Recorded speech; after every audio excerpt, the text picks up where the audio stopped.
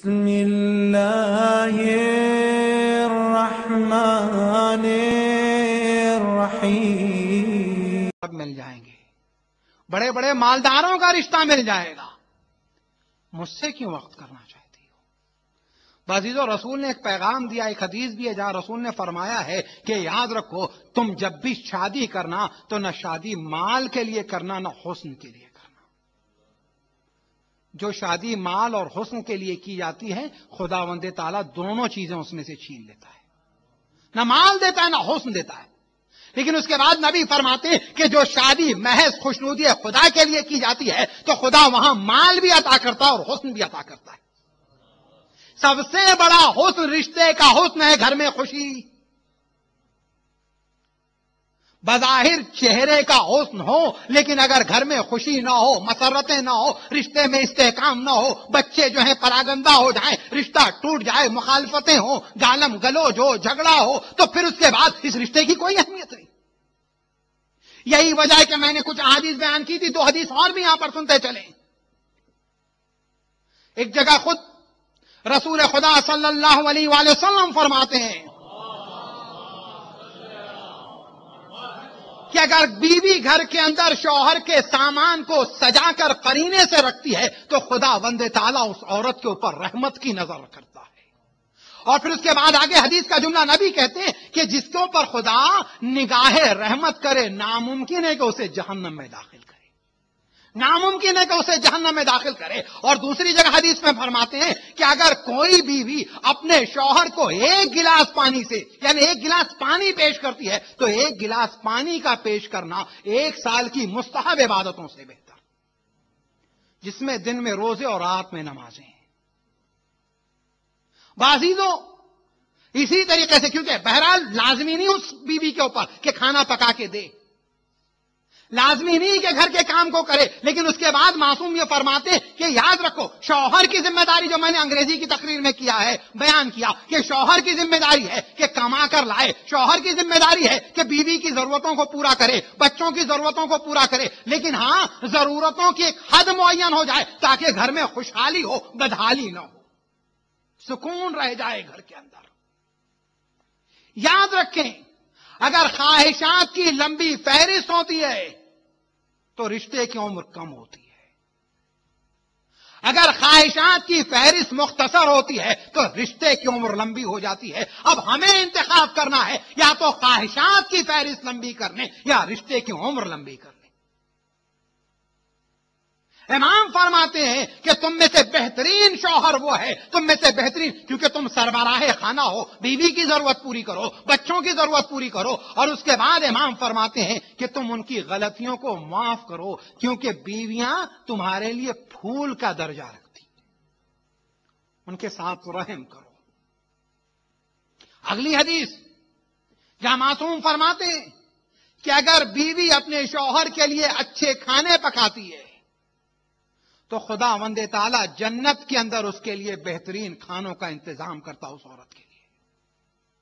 اور اس کے بعد دوسری جگہ حدیث میں نبی فرماتے ہیں، دوسری جگہ نبی حدیث میں فرماتے ہیں کہ اگر ایک عورت شوہر کی اطاعت کرتی ہے، نماز پڑھتی ہے، صرف اطاعت نہیں، کیونکہ میں انگریزی میں کہہ چکا ہوں نا، اطاعت کا مطلب یہ کہ بے نمازی ہو جائے، کیا کریں، مجبور ہیں، شوہر منع کرتے ہیں، کیوں پڑھیں.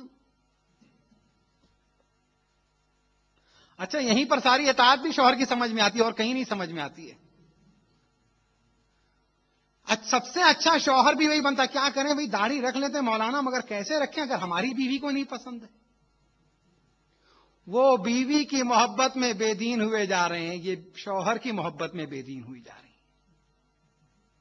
وہ داڑھی مڈا رہے ہیں، وہ پردہ چھوڑتی جا رہی ہیں. آپ اندازہ لگائیں، نبی فرماتے ہیں کہ اگر وہ اطاعت گزار ہے، نماز پڑھتی ہے، روزہ رکھتی ہے، حج کرتی ہے، فرائض کو ادا کرتی ہے، جب یہ تمام چیزیں کر لیتی ہے تو نبی فرماتے ہیں قیامت کے دن خدا اس عورت سے کہے گا کہ تو جنت کے جس دروازے سے جانا چاہے داخل ہو سکتی ہے. اندازہ لگائیں کہ اس عورت کے لیے ایک آزادی ہوگی کہ کسی دروازے سے بھی داخل جنت ہو جائے. یہ عورت کو خاص مقام حاصل ہوگا.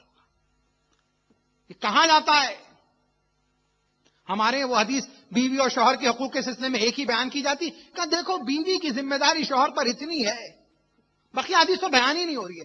اتنی ہے کہ سال میں 2 جوڑے گرمی میں دے دے, 2 جوڑے سردی میں دے دے, ایک جگہ لے جائیں جہاں ایک ہی موسم رہتا سال بھر. ہاں ایسی جگہ لے جائیں تو 2 جوڑوں کی تو بچت ہو جائے گی.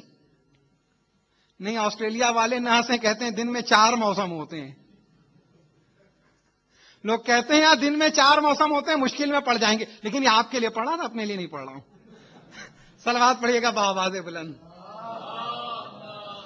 تو بہرحال کا 2 جوڑے سردی کے, 2 جوڑے گرمی کے. کہا بس نہیں عزیزو, تمام ضرورتوں کو پورا کرے. اور معصوم کا ایک جملہ اور یہاں پر کہتا ہوا چلوں, معصوم فرماتے کہ خصوصی طور پر جب کوئی تحفہ دینا چاہو, جب کوئی سامان لانا چاہو, جب کوئی گھر میں گوشت لانا چاہو, مٹھائی لانا چاہو, تو دن کے انتخاب کے اعتبار سے امام کہتے ہیں جمعے کے دن لایا کرو, اس لیے تاکہ اس دن کی قدر گھر والے سمجھنے لگے.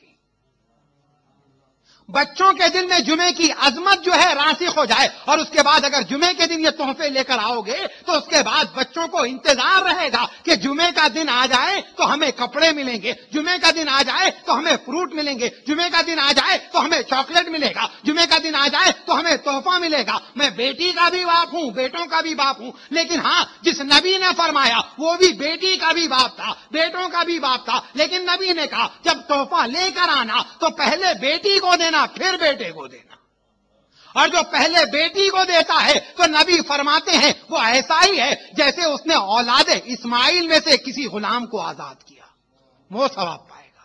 اور جس نے بیٹے کو دیا تو خداوند تعالیٰ اس کے گناہان کبیرہ کو معاف کر دیتا ہے. صلوات پڑھیں بآواز بلند. ہماری اپنی ذمہ داریاں جو ہیں ہمارے گھروں کے حوالے سے, بچوں کے حوالے سے, فیملی کے حوالے سے بیان کی جا رہی تھی. بعضی تو اگلی منزل میں جناب خدیجہ رشتہ. اگر بیٹے کے پاس یہ نہیں ہے, کئی مرتبہ والدین یہ کہتے ہیں ابھی ہمارا بچہ پڑھ رہا ہے, ہمارا بچہ اس لائق نہیں ہے. کبھی اتنی دیر ہو جاتی کہ پھر ماں باپ کہتے ہیں اب نالائق ہے.